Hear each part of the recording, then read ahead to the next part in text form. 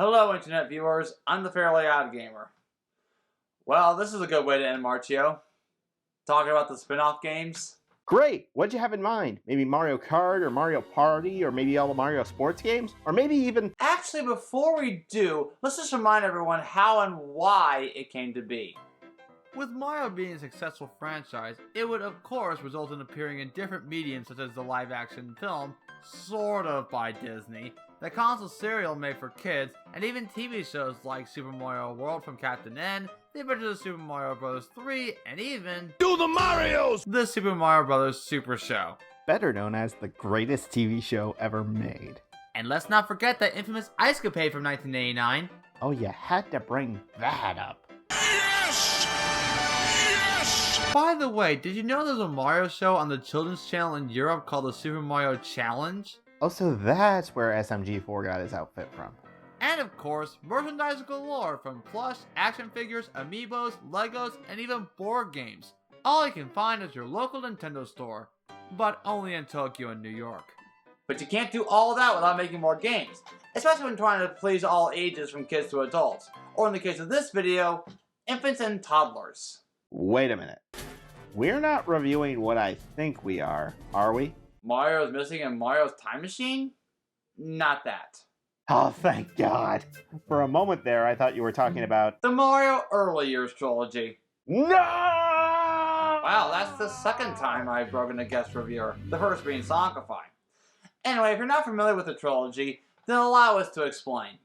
All these games were developed by a company named the Software Toolworks, which at the time made, for the most part, computer games. Ever heard of Life and Death 1 and 2, Beyond the Black Hole, Bruce Lee Lives, and Chess Master? No? Well, how about Star Wars Chess? Yeah, that one.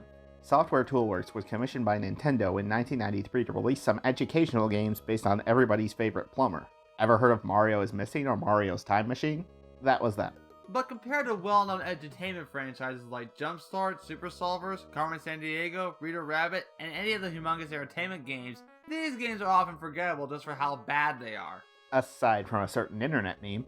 For this review, we'll be looking at the Super NES versions because I have a Mac, not a PC. So let's get started with the first game of the trilogy, Fun with Letters. Wow. That is the worst remix of the Super Mario World theme that I have ever heard. You're telling me. And seriously, Yoshi, don't look at us this way again. At least this game has credits so that way we'll know who to blame for this. Oh, original? Did you forget to add the quotation marks in between? They're all ripped off from Super Mario World. This game had QA testers? Poor souls. Each world is separated into different islands. You know, like Super Mario World, only not. Clearly this game was a PC game first because it's a point-and-click game. I mean, it's recommended to use the Super NES mouse, but just don't use the controller. Which is why I emulated all of them. I mean, we used a legitimate Super Nintendo because piracy is raw. Oh, couldn't do that with a straight face. At least there's more than one music piece, like, oh, I don't know, how about a Super NES rendition of Twinkle Twinkle Little Star in Alphabet World? Getting past that, this section is just the alphabet being dictated to you. How is this even a game? For all I know, it could just be a cutscene. Building World is nothing but putting together puzzle pieces. Also, I can't help but notice Luigi sleeping on the pipe, but clicking on him wakes him up. Don't do that! Don't click on me again! When Luigi wakes up, a little child asks you to click on a certain puzzle piece that matches the sound. You know, it kinda reminds me of those Edmark games from years ago. Why are they puzzle pieces? Do the sounds come together to form a word or something? And what is that supposed to be? Was he ever in the earlier games? I don't know. Please get it off screen. You move on to the next pipe by either clicking on it or by completing said task. Or you can just simply exit by taking the blue pipe. On a sentence world where even if you guess wrong, nothing happens. Although you can make some funny sentences out of it.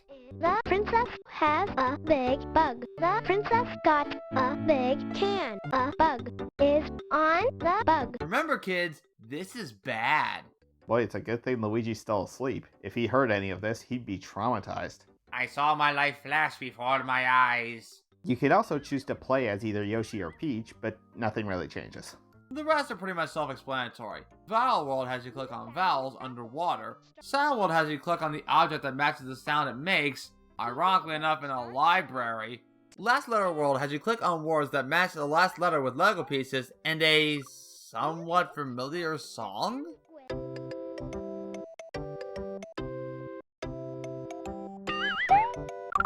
Can I just point out that the sprite of Luigi napping on the Lego block looks different than the one in the actual game? And First Letter World is just like the last world, only the exact opposite, in a movie theater. Also, this image alone describes the entire game. A pile of trash. No kidding. If I had played this as a kid, I'd probably never touch video games again. Hey kids, did you have fun helping Mario with his letters? You want to do it again? Well, now you can, with numbers! What? That's it. I'm done. No, wait, come back! That does it. I wish Shadowflare was back in his room with the doors locked. Oh, come on! Sorry, Shadow, but you're needed for these two. Don't worry, it'll be over soon. Okay, fine. Well, it looks like nothing has changed from the first game. Same music, same graphics, same people. The only thing different are the islands. Oh boy, I'm so thrilled. Let's begin our fun with Shape World. This is a circle. This is a square. This is a triangle. Can we get out of here? I'm learning again. At least Counting World is different, in which there's only one screen with a finger pointing out of here. Jeez, even by this game's standards, that's lame. Oops, spoke too soon. Anything you click gets you transported to a room in Mario's house. Mario, please stop staring into my soul. Also, why is Mario's fridge filled with fruit? He should have pasta, spaghetti, pizza, anything that's Italian. This should be food for Luigi to eat. These games just keep finding new ways to suck. In both How Many World and Number World, you just click on numbers. It's so easy, Poochie can do it. No offense, Hux. It's alright, dude. None taken. Also in Number World, You found the 0. What? Comparing World, not much to talk about. But in Sorting World, even the game itself can be stupid. You found a big red triangle. That's a watermelon. You found the big brown circle. That's a cookie. You found the little yellow triangle. That's cheese. You picked a small yellow circle. That's a lollipop. And that's me getting out of here. Next! Same in different world. You picked a horse. Who said anything about a horse? It's pretty much choose the odd ones out, nothing else to add. Okay, here we go. The last game of the trilogy. Preschool fun. Let's just hope it's not the same game. It's the same game! The intro, the graphics, the people. Nothing has changed. No wonder why many people forgot this trilogy. They're all the same. At least Putt-Putt had some variety. By the way, I forgot to mention that in the challenge portions, a different creature will pop up and say stuff like, I like your choice. Super! That works for me! You did well! even Yoshi does this as well. Can you imagine Yoshi sounding like that in the future games? You did well! Anyway, Opposite World has you choose opposites. Color World has you choose colors, but at least it calls out fruit. You found the blue berries. You found the green grapes. You found the red strawberry. You found the yellow pear. Is sort of. Yeah, if a pear's that yellow, throw it out. Also, Luigi's sleeping on the tomatoes. That is not sanitary at all. Body World makes Mario perform simple tasks with his body. Also, Mario's a giant compared to everyone else. Pretty sure I saw this game on a flash site somewhere. Next up is Listening World, where you have to match the sounds with the right animals. You found the Donkey! Counting World is the same as before, and Shape World is the same but with different graphics. And there you go. That's the Mario Earlier trilogy for the Super NES. It's terrible. And I can see why. These games are just awful at best.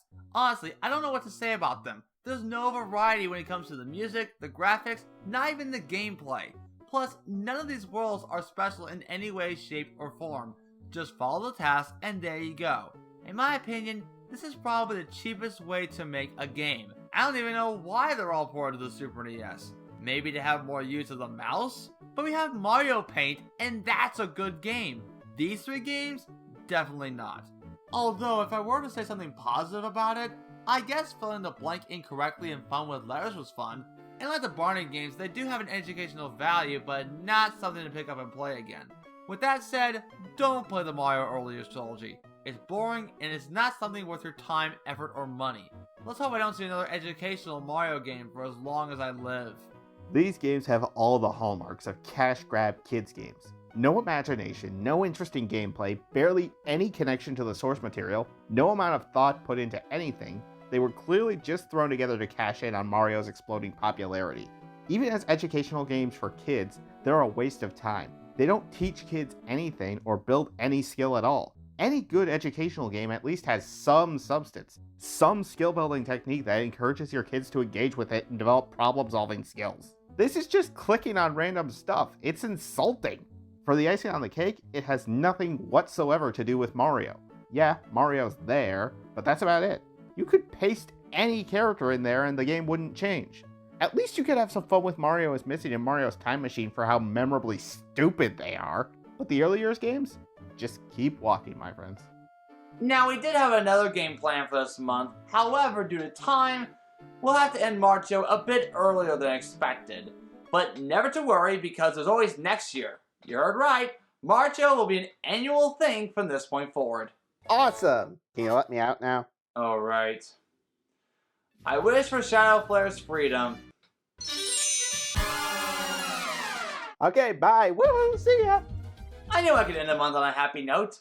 I'm the Fairly Odd Gamer, and I wish you all good luck with the rest of your day or night, wherever you are. Take care, everyone. Hey dudes, be sure to subscribe and hit that bell icon. And make sure you follow us on social media. Video commission is available. And now, I wish a character buddy would end off the video right now. Hey there, folks. It's me, Sonic. Sonic the Hedgehog. If you liked what you saw and want to help support the channel, then be sure to check out the Fairly Odd Gamer on Patreon. As a supporter, you can chat with everyone who helped out, as well as other fans, have your name in the credits, and even watch some bonus content such as sneak peeks and even early showings of upcoming game reviews. With that said, it's my honor to present this month's shout out to Luke Jeffers. Thanks a bunch for watching this video, as well as supporting the channel.